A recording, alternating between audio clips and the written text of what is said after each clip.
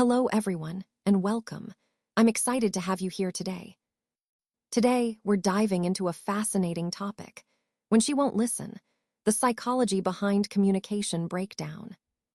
We'll explore what really happens beneath the surface when communication fails, including timing, emotions, roles, identity, and projection. So, let's get started and uncover the hidden factors that influence how we connect and communicate. Let's explore the idea of the shadow behind communication. Jung's shadow theory suggests that we all have parts of ourselves that we tend to deny or hide, those aspects we might not even be fully aware of. When it comes to listening and truly connecting, these hidden parts can create barriers without us realizing it. Most men, in particular, tend to make a common mistake, something rooted in these unconscious aspects, that prevents genuine understanding. Understanding and addressing this shadow is key to changing the way we communicate, so we can be heard without resorting to coercion or control. The shadow isn't just about personal flaws. It contains everything we refuse to acknowledge about ourselves, and yet it exerts a powerful influence on our relationships. Recognizing and working with these hidden parts can profoundly improve our ability to listen and connect authentically. This concept ties into the overall theme. By understanding ourselves better, especially the hidden parts, we can foster more honest and effective communication with others. All right, let's dive into what's really happening when she doesn't listen. When a conversation stalls, it's rarely just about the words being spoken. Instead, three key forces are usually at work. First, there's the idea of emotion before content. People tend to tune out when the emotional climate feels unsafe, shamming, or demanding. If your words come across as blaming, urgent, or frustrated, her nervous system may shut down, making genuine listening impossible. It's not about what you're saying, but how it's feeling. Next, we have projection and the shadow. Jung taught us that when we deny certain parts of ourselves, like anger, neediness, or control, those parts don't just disappear. Instead, they show up indirectly. So if you insist you're calm but act controlling, she'll sense that inconsistency and might respond by withdrawing. It's a defense mechanism, really, protecting her from what she perceives as incongruence. And finally, power and timing matter a lot. If the moment isn't right, say she's stressed, tired, distracted, or feeling judged, asking for her attention can feel like an attack, even if that's not your intention. When covert control is present, resistance is almost guaranteed. So understanding the right moment is crucial. All of these forces connect to the broader theme of building trust and connection, reminding us that effective communication isn't just about words. It's about emotional safety, authenticity, and timing. Let's explore the path to understanding. This is really about a shift in perspective. Often, when we think someone isn't listening, we assume they're being deliberately rude or dismissive. But the truth is, more often than not, that's not the case. Recognizing that she's not listening usually doesn't mean she's intentionally ignoring us can be a game changer. It helps us see that the real task isn't to get her to listen more forcefully, but to change the emotional climate so that listening becomes possible. When we approach the situation with this mindset, we start to see resistance not as defiance, but as a form of protection. It's her way of safeguarding herself, her feelings, her boundaries. This shift in understanding can lead to more compassionate and effective communication. So the breakthrough here is about moving away from frustration and judgment, and instead seeing resistance as a signal, a sign that we need to create a safer space for dialogue. This perspective aligns perfectly with our overall goal, fostering genuine understanding and connection. Let's talk about the single mistake all men tend to make, which I call the validation trap. Basically, they treat listening as a kind of scoreboard or validation system. They think, if she listens, I win, which turns the whole conversation into a test of worthiness. When you approach a talk needing to be validated, corrected, or defended, you're broadcasting that need, often through tone, body language, or impatience. And that only pushes the other person away. Now, from a Jungian perspective, this is like asking the world to mirror a persona, the I'm reasonable mask. But the thing is, Beneath that mask lies the shadow, unacknowledged anger, control, fear. And when that shadow pushes back, conflict naturally follows.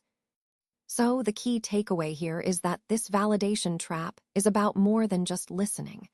It's about the underlying need for approval, which can distort communication and lead to unnecessary conflict. Let's walk through some practical moves to ensure you're truly heard in your conversations. These are small, repeatable, and ethical steps that can make a real difference. First, it's essential to pause and name your inner state before you speak.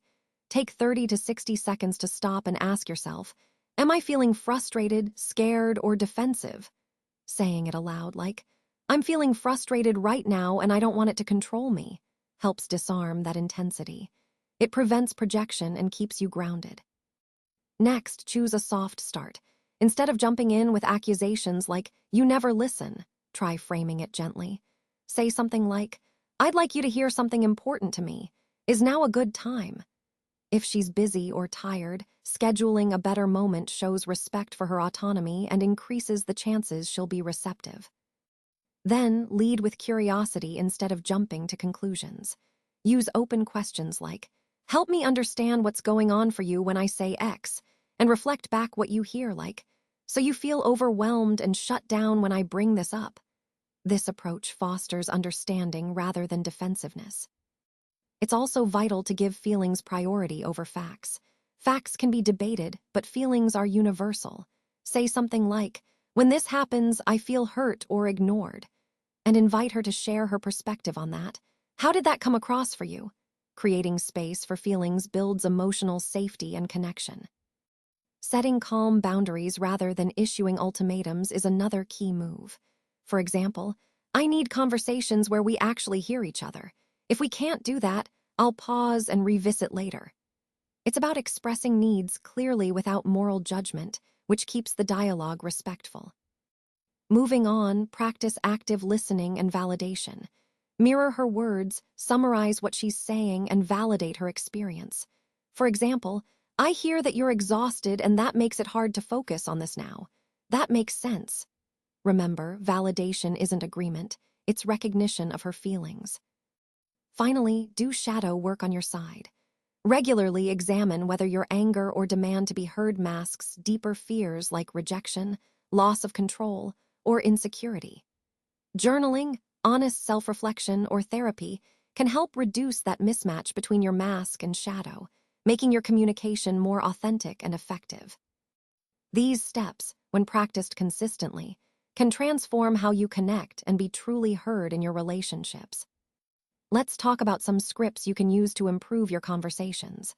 These are short, concrete phrases designed to set the right tone and create a safe space for dialogue. First, we have the soft start or timing approach. For example, you might say, I have something important to say about us. Is this a good time, or should we set aside 20 minutes tonight?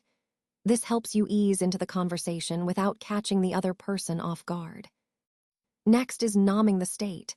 Say, I'm feeling frustrated and I don't want to snap. Can I explain how I feel and then I'll listen to you? This shows honesty about your feelings and invites understanding rather than blame. Then there's curiosity plus reflection. You could ask, I want to understand. When I say X, what do you hear? Am I missing something? This encourages mutual understanding and shows you're open to hearing their perspective. Remember, these are templates. Don't just memorize them. Authenticity is more important than the exact words you use. The goal is to communicate clearly and genuinely, helping build trust and connection in your conversations. Let's talk about some critical mistakes to avoid in our interactions. First, don't weaponize silence. Using silence as a way to punish or manipulate can really escalate the situation and make it harder to find a resolution. It's important to stay engaged and communicate openly rather than pulling back as a form of control. Next, don't demand to be right. If you're constantly seeking validation or insisting on being correct, it can breed defensiveness in the other person. Remember, the goal is understanding, not winning an argument. And finally, don't shame. Phrases like you're being irrational or you always do this tend to shut people down. They create barriers instead of opening up pathways to constructive dialogue. All of these points connect to the overall theme of fostering healthier, more productive conversations. Avoiding these mistakes helps keep the communication respectful and effective, paving the way for better understanding and connection. Now, let's talk about how integrating the shadow can really transform our communication.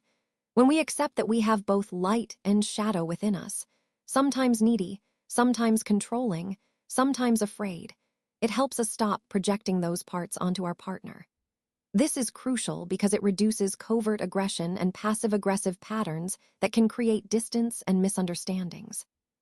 People listen more openly when they feel truly seen and not judged. Shadow integration encourages us to be honest about what we're experiencing, like saying, "I'm jealous right now," instead of hiding it or acting out. That kind of honesty invites genuine listening from our partners and fosters real connection.